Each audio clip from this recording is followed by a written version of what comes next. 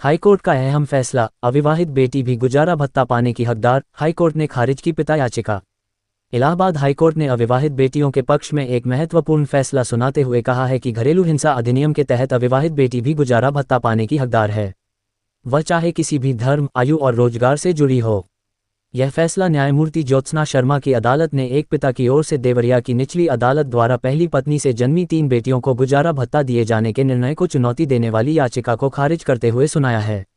याची ने वर्ष 2015 में पहली पत्नी के देहांत के बाद दूसरी शादी कर ली।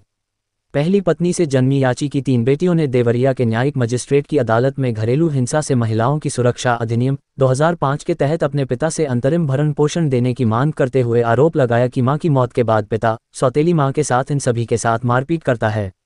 उन्होंने इनकी पढ़ाई भी रोक दी है। न्यायिक मजिस्ट्रेट की अदालत में बेटियों के पक्ष में फैसला सुनाते हुए पिता को निर्देशित किया कि वह तीनों बेटियों का कुल 3000 रुपये प्रतिमाह भरण पोषण प्रदान करें।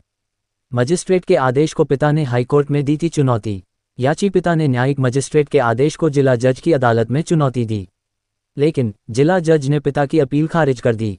इसके खिलाफ पिता ने हाईकोर्ट का दरवाजा खटखटाया।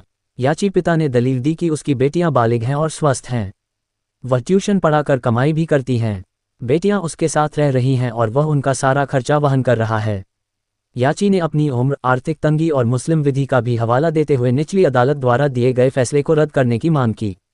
कोर्ट ने याची पिता की दलीलों को सिरे से खारिज करते हुए कहा कि मौजूदा मामला पारिवारिक हिंसा से जुड़ा है, इसलिए अविवाहित बेटी किसी भी धर्म, आयु और समुदाय की हो, उसे घरेलू हिंसा अधिनियम के तहत संरक्षण प्राप्त है। कोर्ट ने निचली अदालत के फैसले पर अपनी मुहर लगाते हुए याची पिता की याचिका खारिज कर दी।